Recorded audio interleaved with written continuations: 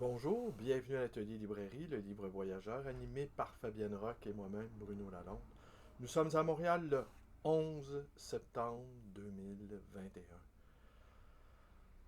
Moins je fais des vidéos, plus j'ai des difficultés à en faire. Je peine à reprendre pied. Voilà.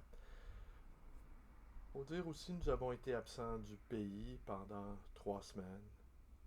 Quelques semaines auparavant, nous étions aussi à l'extérieur de Montréal, dans la magnifique région du bas du fleuve, n'est-ce pas? Saint-Kamouraska. La vue du fleuve est absolument extraordinaire. La présence du fleuve est quelque chose qui habite sans doute l'imaginaire de beaucoup de Québécois. Et c'est Pierre Perrault qui disait, à la suite de Michel Serres, me semble-t-il, que l'on met 1000 ans à pouvoir apprivoiser un fleuve. Alors il nous reste un petit 600 ans encore de temps devant nous. Alors voilà, aujourd'hui je vais vous parler de la crise sanitaire. Voilà. Alors le titre de la vidéo, ce sera Le point sur l'atelier librairie, le livre voyageur. Et je vais vous dire en fait exactement ce que je pense sur cette crise. Et vous allez voir, ça se résume à assez peu de choses. J'en pense rien. Voilà.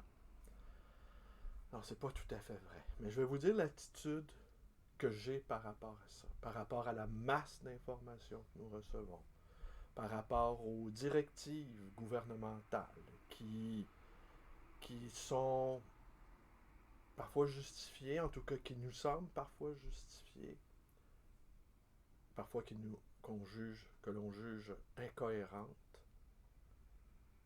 Alors, dès le début de cette crise sanitaire, j'ai été, comme nous tous, j'ai été sidéré, c'est-à-dire frappé par les astres. La sidération, c'est être frappé par les astres. J'ai été frappé par les astres et cet arrêt des, de la machine, cet arrêt des machines qui a duré quand même 2 mois au Québec et autant en Europe et aux États-Unis. Alors 2 mois où tout à coup la machine économique s'arrête. Nous avions déjà vécu ça le 11 septembre 2001. La machine s'était immobilisée pendant quelques jours à peine.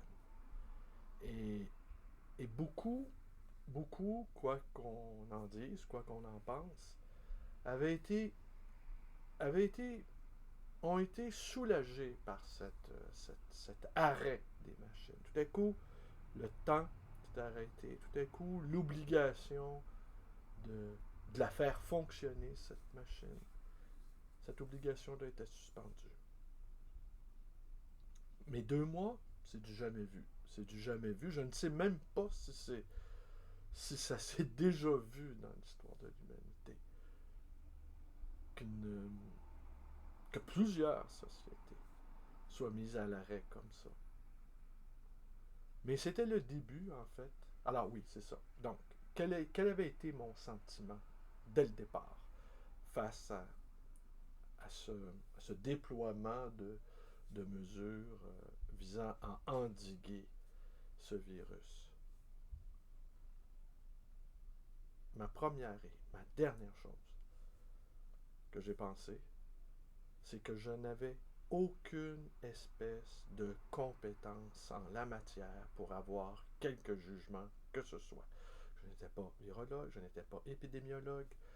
Ce n'était pas à moi qu'on ferait appel pour trouver une manière de soigner les gens atteints de la COVID-19. Qu'on ne ferait pas appel à mes lumières pour aider à trouver non pas un vaccin, mais une méthode pour, euh, pour pouvoir contrecarrer ce virus, que d'aucune manière j'avais quelque compétence que ce soit pour avoir ne serait-ce que l'ombre d'une opinion. Alors, mon attitude dès le départ, ça a été de m'admettre à moi-même mon absolue incompétence dans ce champ. Un des seuls domaines où j'ai quelques compétences que ce soit, c'est la revente de livres. Je suis libraire. C'est comme ça que je gagne plutôt modestement ma vie, mais le seul champ de compétences où je peux me féliciter, ou enfin je peux me raccrocher, c'est la revente de livres. Pour le reste, je peux avoir quelques opinions ici et là sur la politique, sur la crise environnementale, sur le fait que les Américains ont quitté Kaboul, sur le rapport du GIEC. Ce ne sont là que des opinions. Mais pour ce qui est de la crise sanitaire en elle-même, je me suis admis une bonne fois pour toutes mon absolue incompétence. Alors, ce qui a fait que, ce qui a donné pour résultat, c'est que je suis devenu hyper obéissant. Et j'ai suivi, et je suis encore, aveuglément les directives gouvernementales.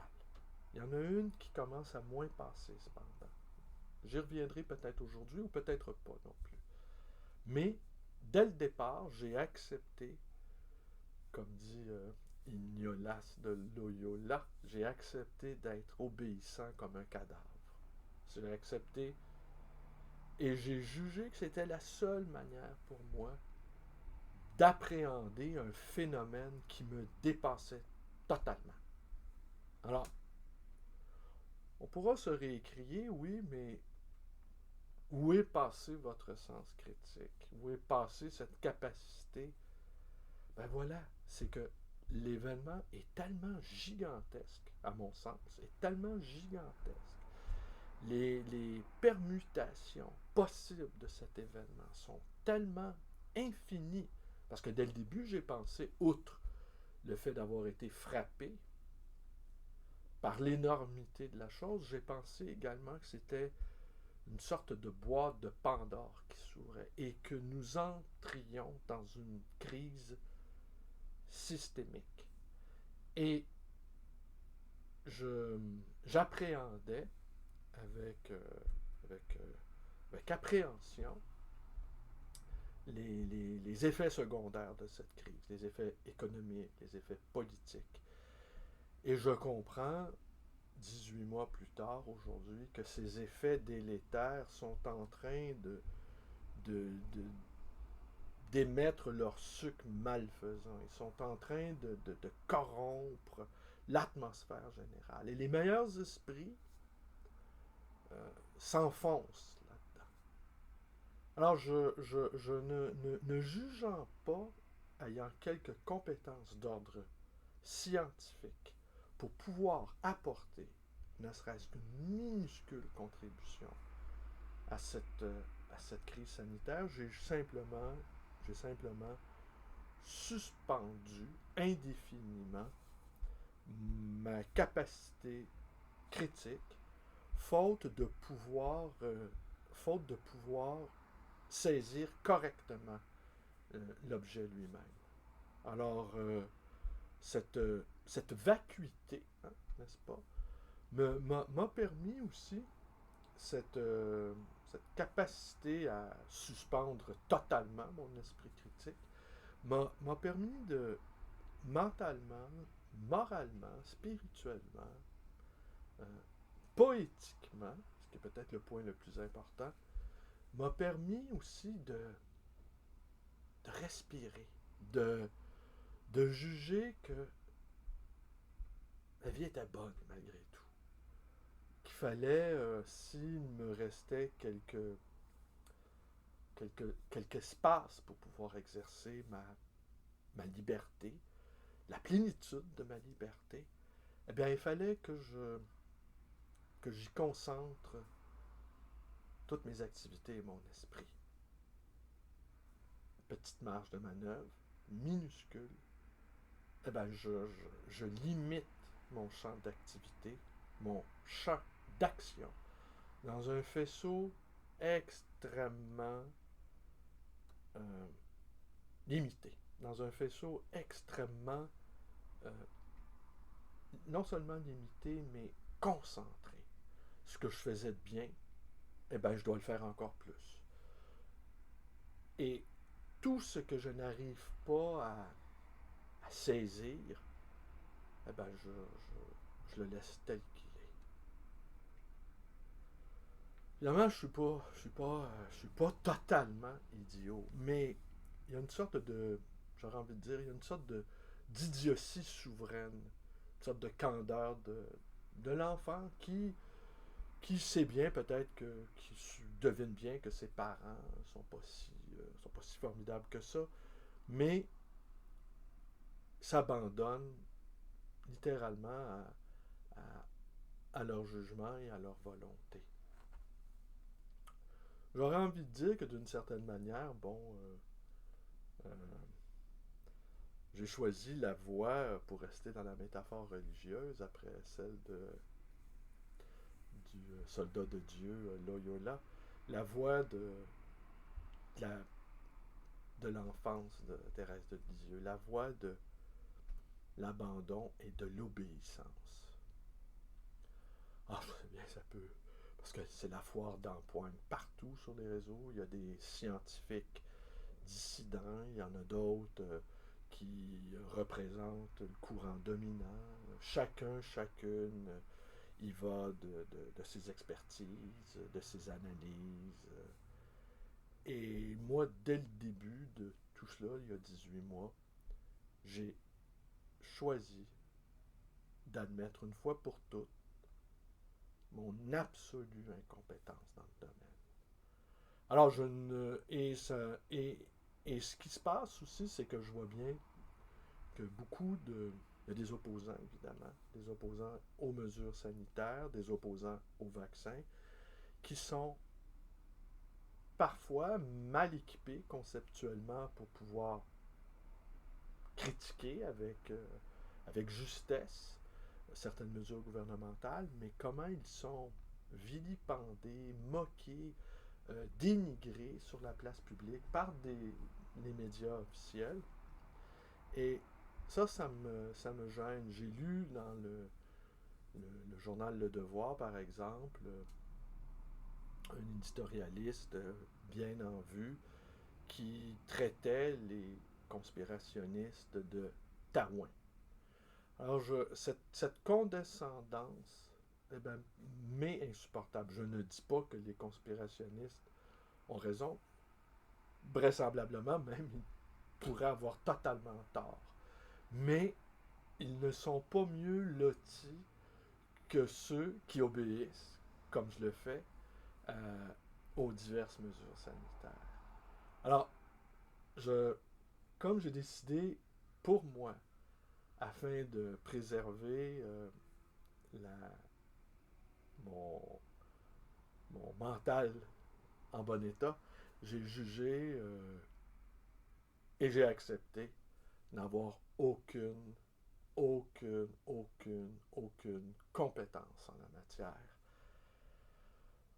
On pourrait dire aussi que je pourrais juger des effets de ces mesures sanitaires-là. Je pense qu'il est beaucoup trop tôt pour en juger les effets. Je pense également que les effets vont être extrêmement importants, extrêmement ravageurs aussi. Une crise systémique, ce n'est pas anecdotique. Hein. Je donne souvent cet exemple-là. On risque d'assister littéralement à peut-être pas l'effondrement de notre civilisation, mais assurément à, à une perte grandissante de repères, à un essoufflement. On risque de, de, de, de passer à un feu à l'autre. On va régler un problème sur un plan et ça va engendrer un autre problème sur un autre plan. Et qu'on va courir euh, d'un feu à l'autre pour les éteindre. On va s'épuiser, à mon avis, à maintenir les choses en état. Jusqu'au moment peut-être où on aura une sorte de révélation ou une sorte d'acceptation ou pas. Je n'en sais rien. Alors mon propos, au fond, relève de la docte ignorance. Hein. On reste encore dans la métaphore religieuse. La théologie négative. Ce que Dieu n'est pas. Dieu, dans la théologie chrétienne, Dieu n'est pas tout-puissant. Dieu n'a pas le pouvoir sur toutes nos vies. Dieu n'est pas même à la limite. Alors moi, je sais bien que ça peut vous sembler étrange, mais... Alors c'est pour ça que j'accueille la vie des uns et des autres avec une espèce d'impassibilité. Parce qu'à la librairie, il y a des gens qui sont convaincus que les mesures sanitaires sont appropriées, d'autres qui les contestent. Et dans un cas comme dans l'autre, je me mets en retrait de tout ça. Moi, j'obéis aveuglément pour pouvoir disposer de ce qui me reste de marge de manœuvre. Une marge de manœuvre extrêmement limitée. Alors c'est, pour reprendre cette métaphore de la guerre, tous les matins, je me rase, je vis mon quotidien aussi, c'est ça aussi la part des petits commerçants, quels qu'ils soient, ou les travailleurs autonomes. C'est qu'à tous les jours, nous devons refaire notre énergie. Et nos opinions ou nos avis, notre paix n'est jamais assurée. Notre paix n'est jamais assurée. Nous n'avons pas de fonds de pension. Nous sommes vraiment livrés aux forces du marché et la seule chose dont nous disposons, c'est de notre libre arbitre. Chaque décision que nous prenons, les travailleurs autonomes, c'est nous en payons le prix directement ou nous en récoltons les fruits. Il n'y a pas d'intermédiaire. On n'est pas dans un système bureaucratique où la responsabilité de tout un chacun est diluée par la chaîne elle-même. Alors chaque acte que nous posons, l'état d'esprit dans lequel nous nous rendons à notre travail est extrêmement déterminant quant à la suite des choses pour notre existence. Alors, et vu l'énergie que cela demande d'être un travailleur autonome, ce n'est pas comme si on pouvait émettre des avis, des opinions, des ressentis, mais on a quand même notre paye. On a quand même, notre fonds de pension n'est pas menacé. Nos acquis ne sont pas menacés. C'est toujours important, hein, c'est la fameuse question des années 70. D'où parles-tu? De quel lieu parles-tu? C'est quoi ta situation? Moi, en fait, je serais curieux, dans le cas des intellectuels, je serais curieux de, comme les politiciens d'ailleurs, je serais curieux de connaître